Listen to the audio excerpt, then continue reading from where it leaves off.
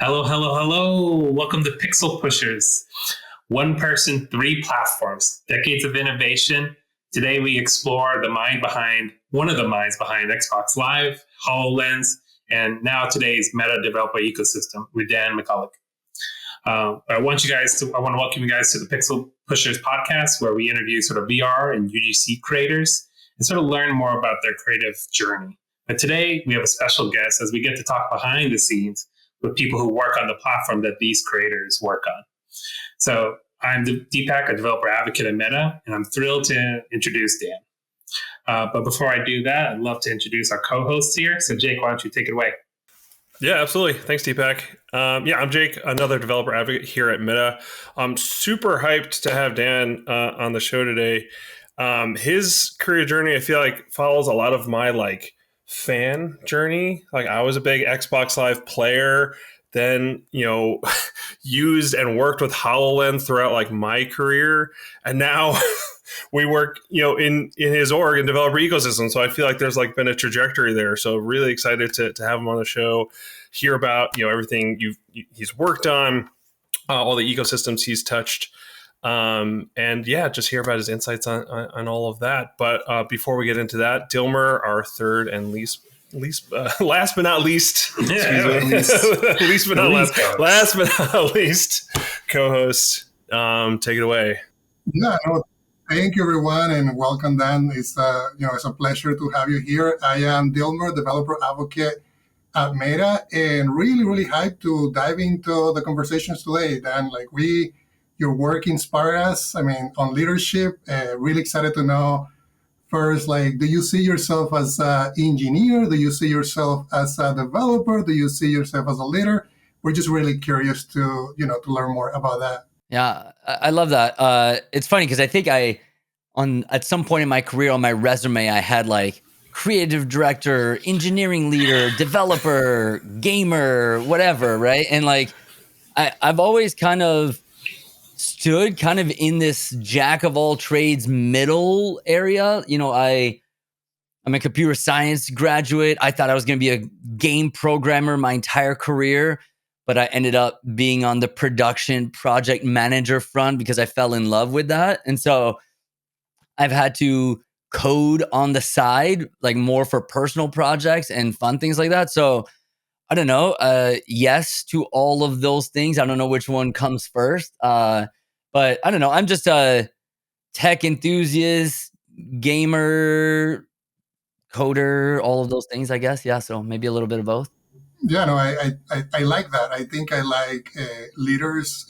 Specifically, I do coding, I do the front end, I do back end, I've done a lot of different things. So it's really cool to know that we have leaders at Meta that are actually in the weeds in coding and, actually doing the practical things of development.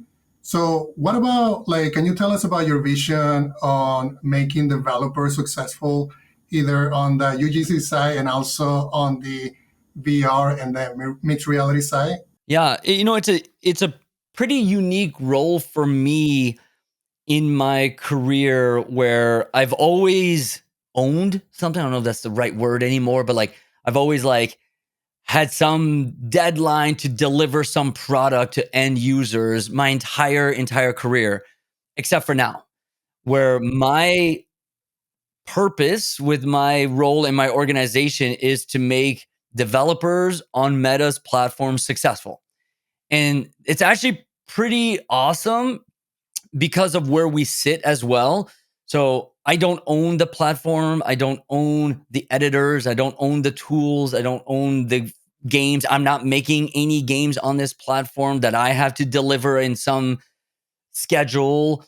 And so I get to kind of touch all of that, see where the issues are, where the opportunities are, and really try to spend as much time with as many developers as I can, hear what their hopes and dreams are, any issues they run into. I just came back from China and Singapore, where I got to meet lots of new developers. I went to their offices, listened to them, and they have unique problems that I had never heard before, which is super exciting. And then I can come back and try to represent those and try to move things forward. And so from a vision perspective, like on any platforms, whether established or nascent, we want to make sure that those that choose this platform to create products on, that they can do something that maybe was not possible before on other platforms, something truly innovative, creative, something that they're passionate about.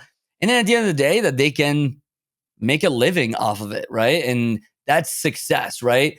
And what I've also seen in my career is that there's different levels of those two motivations for different people. Some people, it's a side hobby. They just want to, like, this is their creative outlet. To some, this is their primary business. And so they want tools. They want to know how their business is doing.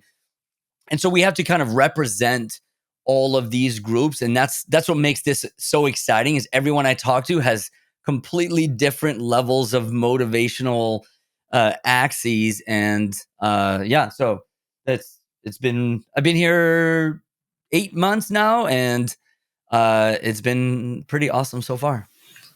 So on that note of, like, you've been here for 8 months and you've gone from sort of more of a product viewpoint to more of the developer experience viewpoint, like, people in our community always ask, like, what are the things you want to first prioritize to sort of improve that developer experience? Yeah. No, it's a great question. And I always try to bubble up my feedback as high as I can. And so, I'll be in conversations about some really deep down detailed documentation error or some little editor tweak we can make, which are all valuable, and we should definitely make those fixes and improvements. But then I always try to, like, okay, great, yes, do that. But, like, let's go back. What do we actually need to succeed? And it's different for different platforms, but there might be things where, hey, if we had more players, we could all do better. Okay, great. Why don't we have as many players as we want on specific areas or genres or demographics or whatnot? Great. Can we go tackle that as well? And so when I think about developer success, it's really from every aspect, not just the things that directly touch the developer, like tools and documentations and SDKs and whatever, portals. It's also the entire ecosystem, the direction that the company is taking. And so a big part of my listening tour, where I've now spoken with over 100 developers, is like trying to represent their needs, but from the highest level possible. And so a lot of the conversations I have with our platform team, our marketing team, our content teams are around things that don't actually touch the developer exactly, like right there, but will impact their ability to be successful on the platform. Yeah, and it's interesting, and kind of looking, internally too, right? Like the organization that you lead, that we're a part of, you're at Meta, oversees a lot of those different things, from the programs to integrity to QA to monetization for creators and stuff like that, right? There's a lot of different things involved. For you, kind of like you talked about earlier, in previous parts of your career, you would look at like one particular product or one particular game and ship that, but now there's this like overarching set of responsibilities. How do you balance all of that, like in your day to day? Yeah, it's interesting. I've been pretty fortunate where I've gotten to work on different platforms and ecosystems at different levels and altitude, but especially at different time and place of like how established they are in the market. So when I ran Xbox Live for a few years, it was already very established, right? The tools were on our fourth generation of the console.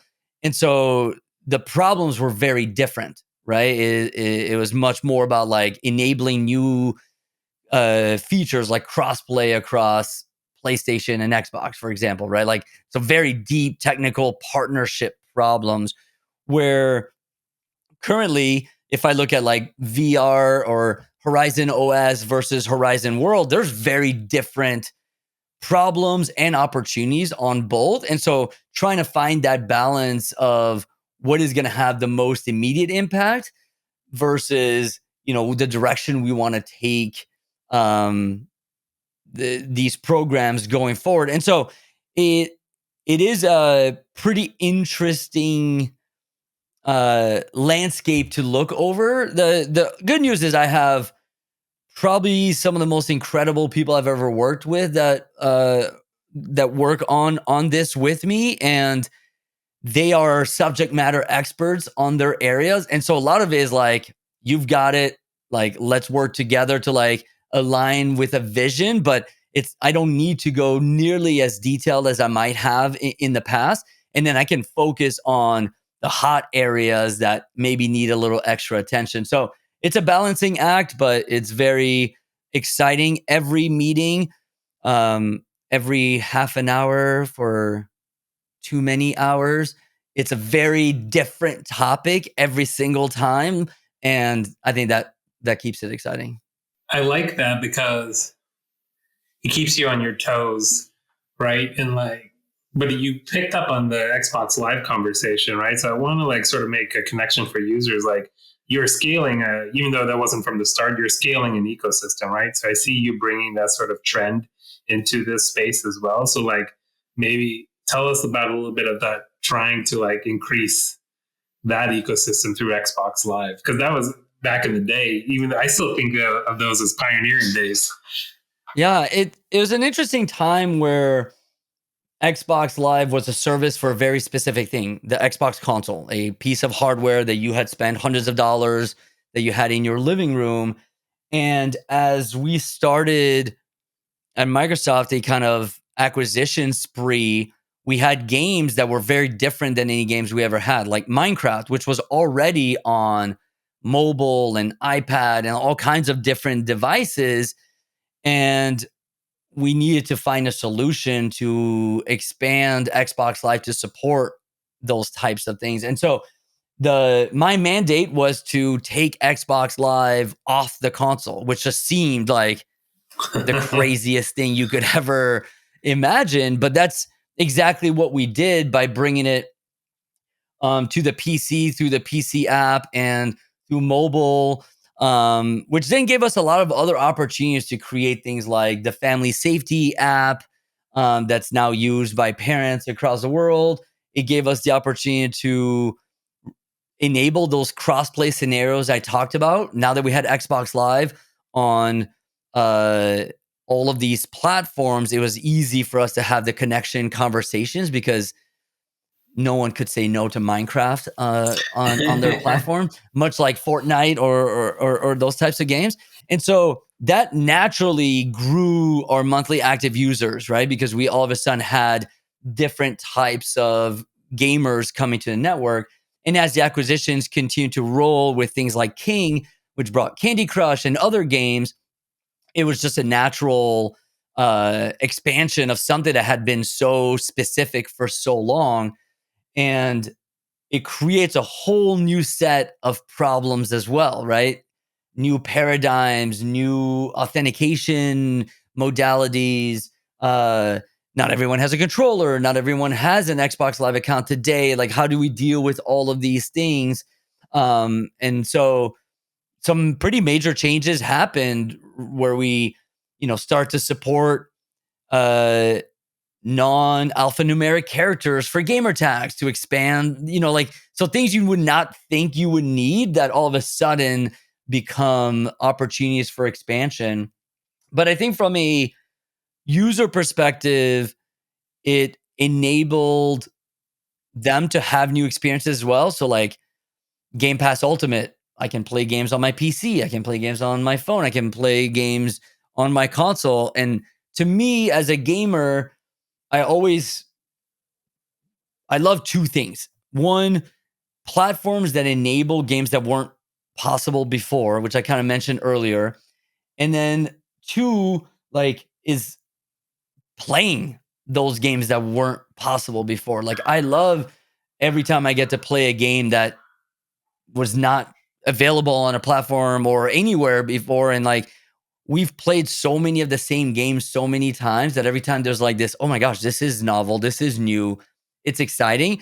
And I think it necessitates this expansion, or I don't know, evolution of existing platforms to enable that, and we see that on so many levels across the industry, and that's always exciting for me.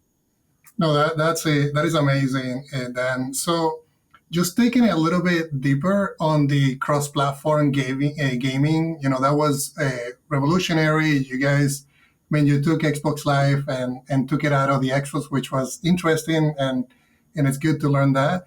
But and I come from like the early days where you had an iPhone application and you have also responsive design, and you had to have an application that could run on multiple devices. And you have a standalone, it's a wider screen, you have touch controllers, and then you have a same application running on desktop, which is all like keyboard based. I'm curious, like your take on like if you're using Horizon Worlds and you have a mobile first experience versus running in VR. Then we also have a VR experience that runs on a Quest. Like, what are some of the technical challenges that you think you can actually talk about to the audiences that we're going through right now, and how we're going to make that easier going forward? Before I go into the challenges, I'll talk about the opportunity and why I think it's so exciting. I remember like forever ago, and this will date me, but like when Windows Phone was a thing, I built a game and I released it on Windows Phone, Android, and iOS on the same day, just to like really like test it all out. And it was insane how much difference each stack and each, I had to get a MacBook for Xcode for the iOS one. Like the screenshots you needed to upload were all different formats, like silly things that were like really like, but like at the end of the day, the game was about this the same. But the opportunity that multiple platforms and connecting them together gives us is lots of people, right? Like it's always been weird to be, I'm a PlayStation person, I'm an Xbox person, we can't play together. Like that's just like, we all thought that was silly. And for PC gamers like me, it was always like, dude, I can play with anyone. Like that's not a thing. And so when I think about Horizon World and VR and mobile, it's a natural expansion for Horizon World where we're bringing a whole new set of players that can now participate in this ecosystem. And the opportunities there will be concurrency, more people that might not have the specific device that you have, right? Not everyone has a Quest, but that shouldn't stop you from being able to have fun with your friends. So the opportunity, I think, is great. I think that is kind of the goal of a metaverse, is that boundaries are no longer a thing that we should worry about, right? And like more and more, we've lived through boundaries being shattered, right? It was like, I used to be an AOL subscriber, and if you weren't, you couldn't really play in my ecosystem. And I was like, that was kind of weird, right? And then the internet kind of changed that. I think from a challenge perspective, I've ported a lot of games in my life, and I've worked on games that have released on multiple platforms, and there's always challenges. There's a lot of, maintaining potentially two code bases. Input is a huge one. And, let's be very honest, VR controllers and touch input could not be further apart. But the good news is that there's a lot of games that fit really well on Horizon World that are okay with either inputs being different, or that the inputs are basic enough that it works fine for both of them. But the opportunity it gives from both a CRM perspective of like, hey, I'm playing VR, my friend's now on phone, or there's an update and I get a notification, is really powerful. I think one of the unfortunate things about Quest is like it's sitting over there in your living room plugged in, but it has no way to like beep at you when like some new update has arrived. And I think that's where some of the phone can enable that for you. I think one of the things that we want to do is we want to make that seamless. 6 months ago now, we didn't even have mobile on Horizon World. And I would say where we've gotten in those 6 months, and by we, I mean all the teams that work on this, which is not me at all, I've done such an excellent job to like get us to this point. I think now the next piece is like, how to make that more seamless, how to make that easier for developers. So you make it once and you can kind of just deploy. There's always going to be some bespoke work that needs to happen for input, especially for input this drastically different. And there's also assumptions you have to make. We usually assume that VR players have VoIP just enabled, right? Their headset works, their microphone works. I don't know anyone that plays mobile games with any audio features turned on at all. And so like there's these assumptions you have to make.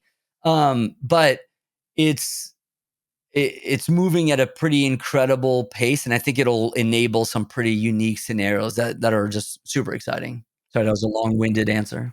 No, that was great. And I think, as we've talked to developers too, I think they as we start to talk to them, they start to understand the opportunity, especially at scale. Obviously, VR has scaled like incredibly over the years, but everyone knows it's not at the scale that mobile has been over the last 10 years. So when we talk to them about, hey, now, because Horizon in particular is getting integrated into Facebook and Instagram, like those are things that have started to roll out already. And you start to be able to reach, hundreds of millions, billions of players. Like that's when like studios and these developers' ears like really perk up at that opportunity. And especially as we, start to communicate how it's essentially a bridge to that future and to those devices.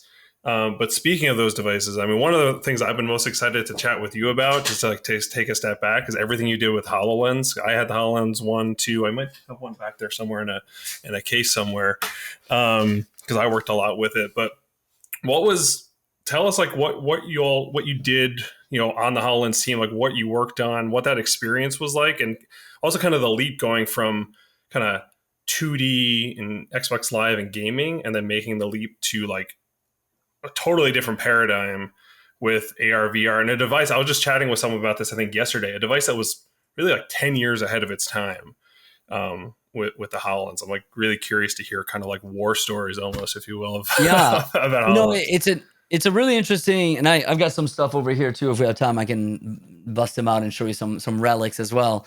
I think one of the cool things is, I worked in the first party game side on the Forza Motorsport series, and we transitioned part of that team to work on an incubation team that ended up making Kinect.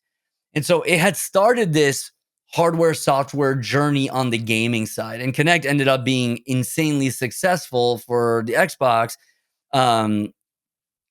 business, that we wanted to keep this incubation team going. And so literally the day after Kinect shipped, we met with a hardware team to talk about the next thing. And the idea was to do augmented reality. And for the next 2 years, we had no hardware because, it takes time to build hardware. So my team of about, I'd say 6 or 7 people at that time, we just dreamt. We wrote patents, we wrote ideas, we wrote little prototypes, we bought 3D TVs and glasses and made demos and kind of crazy things, thinking about like what are all the possibilities. We made glasses and we taped cameras to them that we would go walk around, which now is like very meta Ray-Ban, and we would video and say like, is this something people would do? I think our initial thought was, we're gamers, this is gonna be a gaming device. They'll totally be able to build this for a couple $100, and we'll do it in a few years. And about, 4 years later, we realized this thing's going to be a lot more money. A little known fact is that there was a dedicated Xbox One port that was going to be for the HoloLens. And it was going to be a potential accessory or a super bundle or something like that, until we realized this thing was probably ahead of its time and is going to cost an arm and a leg to build. And so we ended up originally building lots of games when we got our first hardware prototype. The first hardware prototype was a huge thing with literally 9 cables that came out of it, plugged into a supercomputer with 5 graphics cards in SLI. And then we would put those on a cart and someone would follow you and push that cart behind you as you did our game demos. But one, it was awesome because we had insane fidelity because we had a supercomputer with lots of graphics cards. And so we could make these amazing games. But the reality is like, once you kind of squished it all into the form factor, it was more like, an early Pixel device or something like that, right? But we learned a lot about both creating a hardware and software roadmap and a platform that other developers could develop on. And that's something I fell in love with. And at the same time, you can't go into the AR VR space without going into the metaverse space. Like it's just inherent, right? And I think the first year that we would start working on this, Ready Player One came out, and it was like, oh crap. And like 2 years in, Google Glass came out. And so it was like all of this like perfect timing. And so that's where I fell in love with anything metaverse. And so we kept going. We then transitioned to entertainment when we knew it needed to be more than just gaming. And eventually we transitioned to more commercial enterprise. And that's where we spent the bulk of our time. I was fortunate enough to do partnerships with 50 external companies doing demos with airlines to elevator companies. And then the last thing I did was spend many months at Quantico with the FBI and Fort Bragg with our special forces to then pitch them on turning this into a potential military device. So it went through this crazy journey over 8 years, but it was some of my favorite times in my career. Yeah, it was. I credit the HoloLens, Google Glass a little bit, HoloLens also for starting me in like the AR VR space. I was at my first job out of college I was at Dow Chemical. I was trying to get AR VR implemented there. I'm surprised we never crossed paths because we were trying to integrate HoloLens there, but no one would buy me a HoloLens because it was like early days, like 2015. So no one really bought into the vision. So I tried building a prototype in the emulator, but it's really hard to communicate the benefits of the HoloLens on a 2D screen in an emulator. So we ended up having to pivot to Vuforia and PTC, who I ended up working for later because everyone had a phone. Kind of to the point of Horizon, like everyone had a phone, can show them the use case of AR through the phone much better, and didn't have to go buy a device. But yeah, went through a lot of those experiences and trying to get it integrated. So it feels like a real throwback. It's crazy. That was 10 years ago now. That's wild. Yeah, it is. Yeah, we were talking about this of like, wow, this is quite a long time now. I also started with HoloLens. Actually, I started with Magic Leap, and then this was when I first started doing mobile development, started making like iOS apps and games. And then I remember Apple releasing ARKit. And then when they released ARKit, I'm like, what in the heck is this? I can have a game that I wrote in Unity, and then I can have a structure right in front of me. Like when I saw that, I'm like, okay, I need to look into HoloLens, and I couldn't afford the HoloLens back then. And I remember one of the guys that watched one of my videos is like, Dilmer, do you want a HoloLens? If you want to train, you want to train the industry to use HoloLens, and that's how I transitioned from like 2D and then into HoloLens. But so talking about HoloLens, then you manage a pretty large team, right? Like you have a lot of people under you, and I mean, including us, including very, very technical people as well. So how do you, working in cutting edge technology, it's complex. So how do you foster innovation while also maintaining project coordination? Yeah, I think a couple ways, right? Like a lot of people that have worked for me in the past find it a little bit annoying that I'm a very hands-on learner. And so like the way I ramp up on everything is like I use it, right? And so like, oh, I own developer success. Well, I'm going to be a developer. So I'm going to go make games. I'm going to go use these tools. I'm going to find the issues and all of that. And so I think it helps to really understand the technology, the problems. There's a big difference between someone telling you this thing's not good and you having experienced this thing not being good. And so I think that's where I like to start my things, is that like most, if not all the jobs I've ever taken, I'm also the consumer. I'm also a developer on it, and then I just happen to also work on it, and it just makes it so much easier because it's like I want the end result of this. I want to help get to the end result, and so it's never I don't have to extrapolate kind of like, oh, maybe if I could put my gamer hat on, I would understand how game. Like no, like I am a gamer. Like I know how this feels. So I feel like I cheat because my jobs happen to align with my passion. So I think that's one. And then I think the second one is like, I spend a lot of time thinking about the future, like weirdly a lot of time. And I used to run these incubation sessions where I would make everyone assume a future fact. And then we would spend the entire brainstorm session trying to own the market that this assumption creates. So I'll give an example. Assume 10 years from now, it's illegal to drive a car. Every car has to be self-driving because it's safer and you can drive faster because it's all coordinated, right? So let's assume that's the fact. How can we make sure we corner some market in this new paradigm? So I'll make something up. Well, if people can just sleep while their car is driving, maybe they'll live outside the city or wherever their workplace is.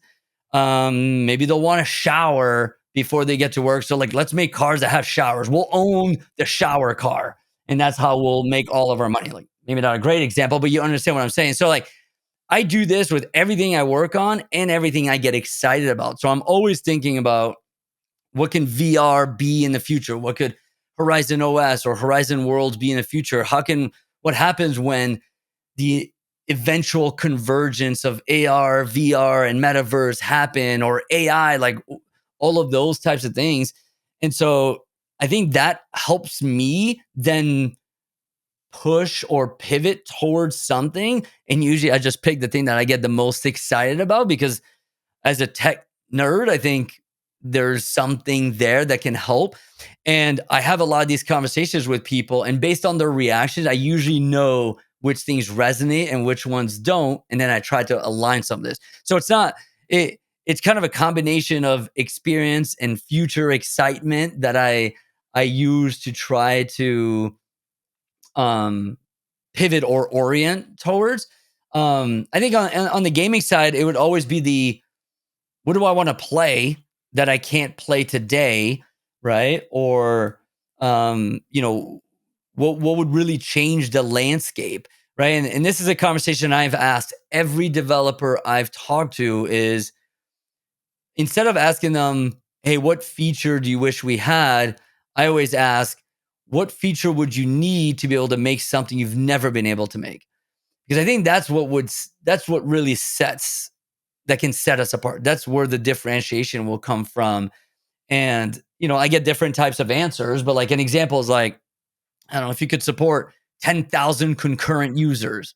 Well, no one else can do that today. I don't know if we can, but that would enable new scenarios, new games, new experiences that have never been made possible.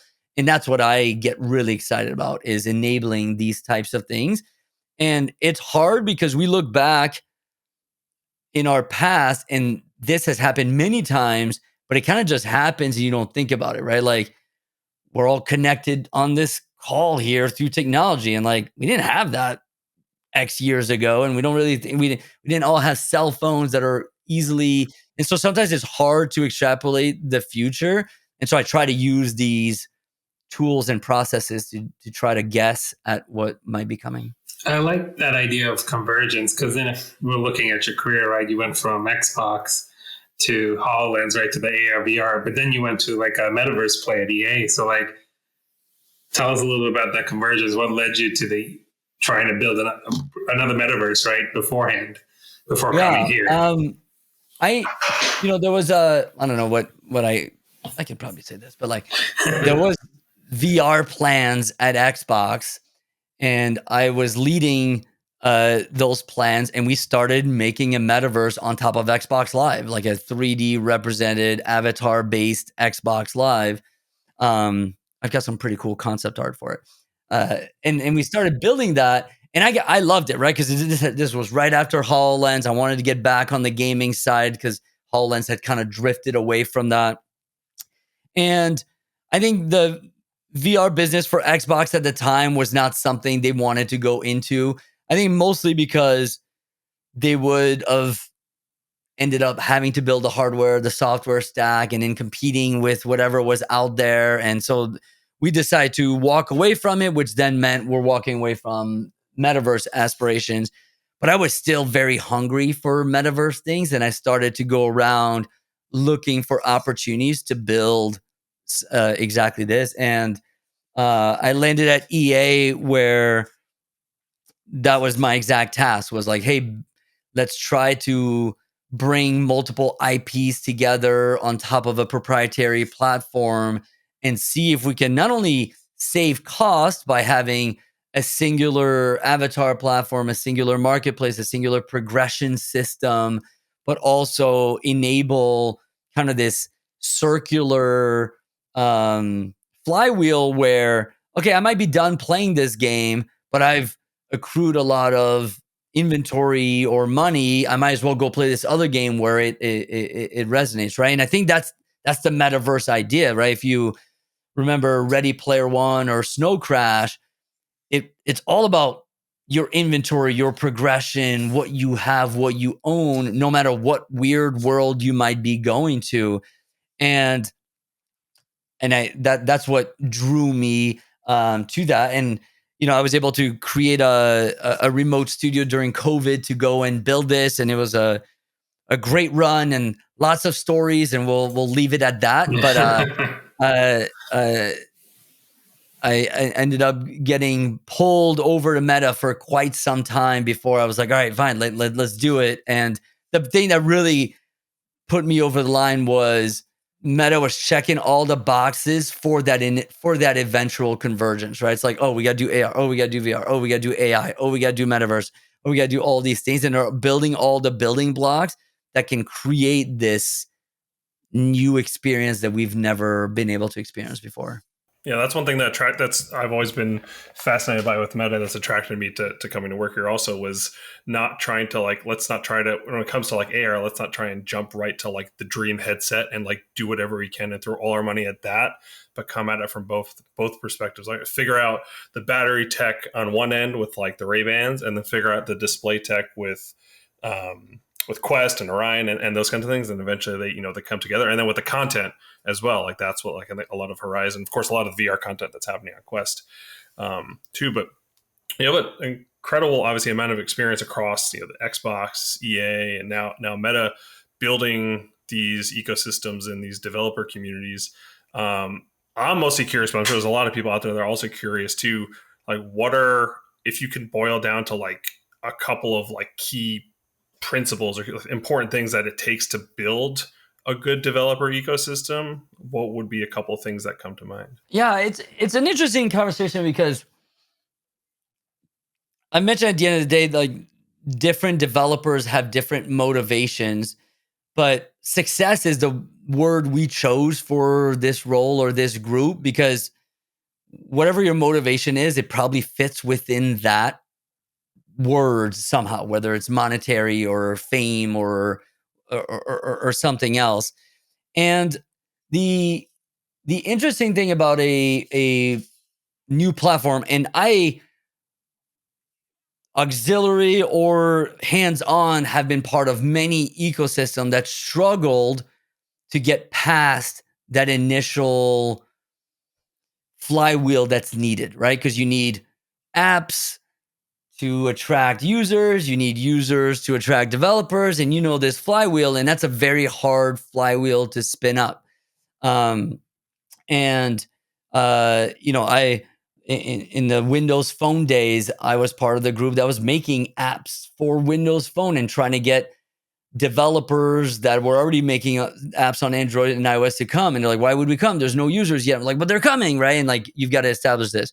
So I think the responsibility of a platform owner, and the reason I was going that route is I remember the first time I ever built an iOS game, it wasn't pleasant. The tools were not great and the hurdles were brutal and the authentication licensing stuff was like a nightmare and so like I wouldn't call it a great developer experience, but when I shipped my app, I knew there was like hundreds of millions of people ready to see it, right? Which is a pretty important part of the flywheel. And so as a platform owner, I think there's really two big buckets. Is like we have to create an ecosystem that is viable for success. And then we have to create the process, the tech, the tools, the SDKs, the path to creating a successful app. I think we're doing a pretty good job on that piece, and it's only getting better. Again, for mobile, as an example, we've only been doing it for 6 months, and people are building mobile games, and it's only going to get better. For VR, we've been at it for a few years, and hopefully everyone feels like it's getting better. I think on the ecosystem part, it's the harder part, but we also have some pretty big advantages in this industry with that. We are social media experts. And I think the balance we're trying to strike is when do we unleash the social media algorithms and people and connections towards these platforms. And for VR, it's limited to hardware, right? Because if I'm marketing you or I'm connecting you with a cool game, but then you've got to go and buy a multi-$100 device, like that's a little hard to do. And then on the Horizon World front, we're still like almost there where we've got like, there's a few issues, there's some bugs, there's some platform things, there's some developer things. Our developers are just ramping up on like the first couple things. And so I think we're right there. We're on the cusp of just unleashing these connections, which is what Meta is great at.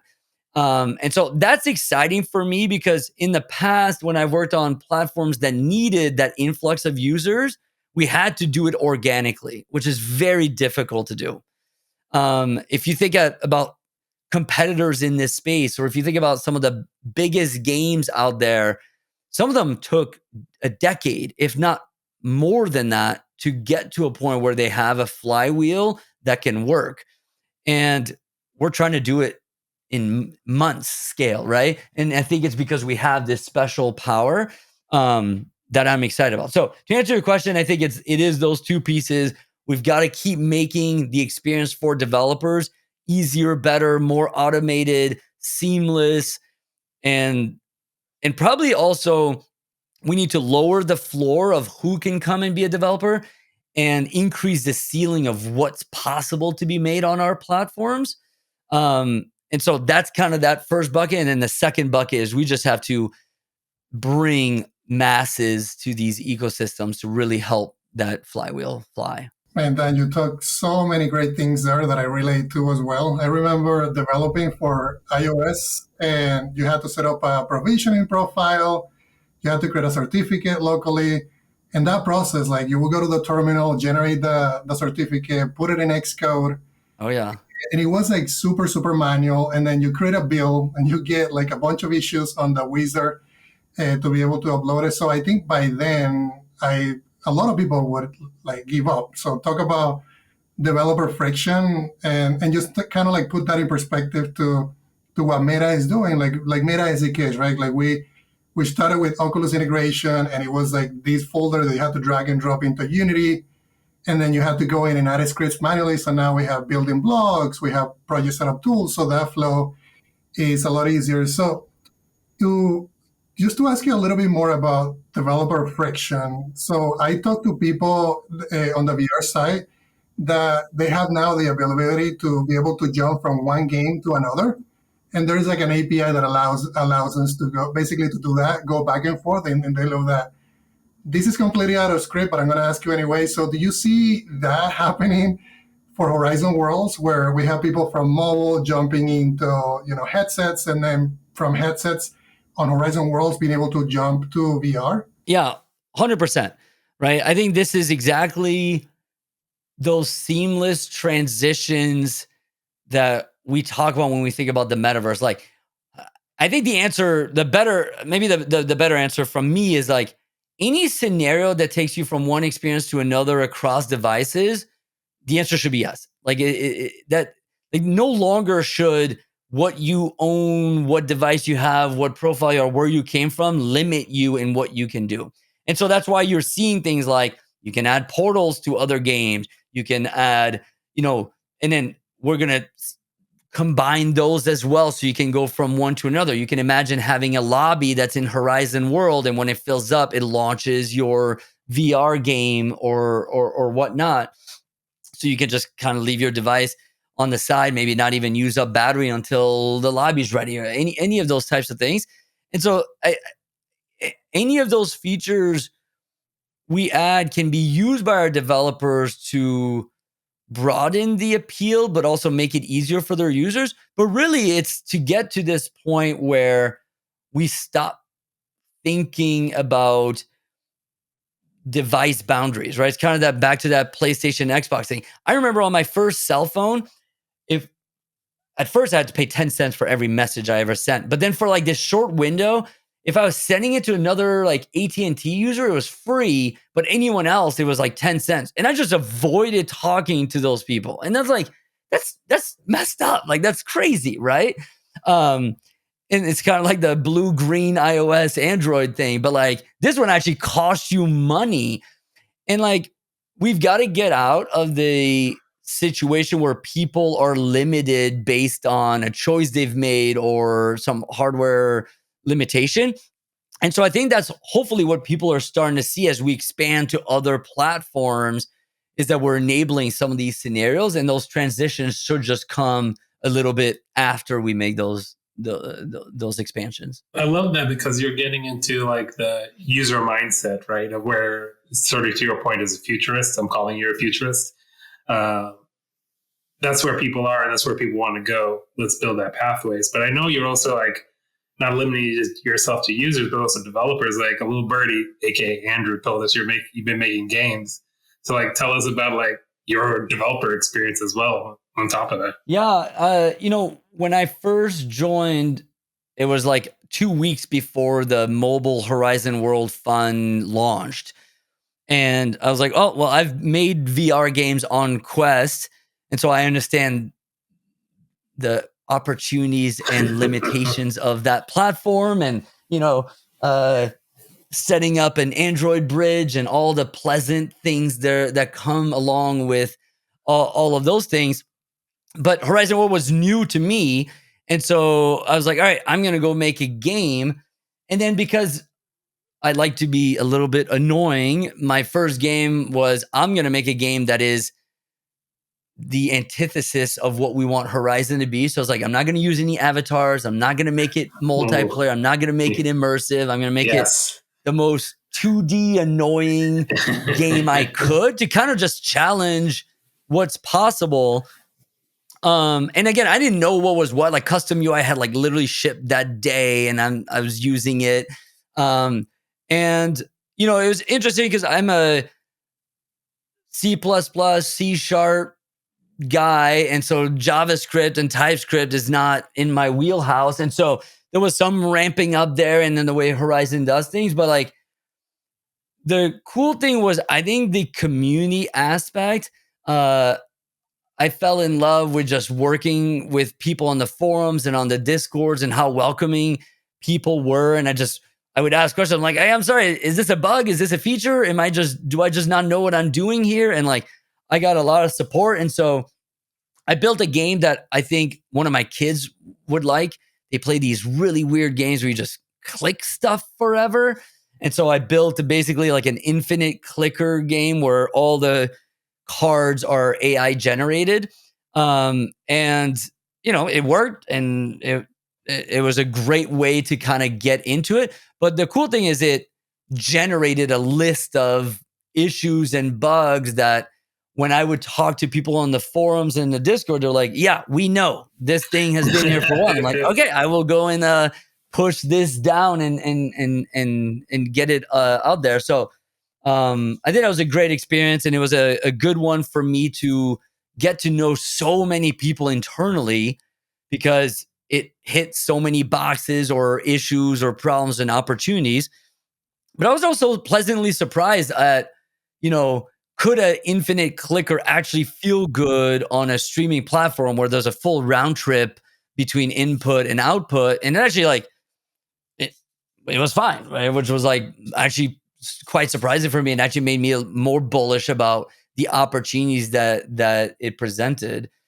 And so then I had promised the head of Horizon World that my next game would try to follow the rules. And so I made an avatar-based multiplayer game called Snack.io, which was basically like Snake.io, but instead of you being a snake, you're a person that collects food, and that creates kind of a snake behind you, and you can steal that. But then there's also snakes that are trying to steal your food from you. What I really like about Snake.io and games like that is there's not many multiplayer jump in, jump out games in the world. Like, there just aren't. Most of them are either lobby based or they're match based.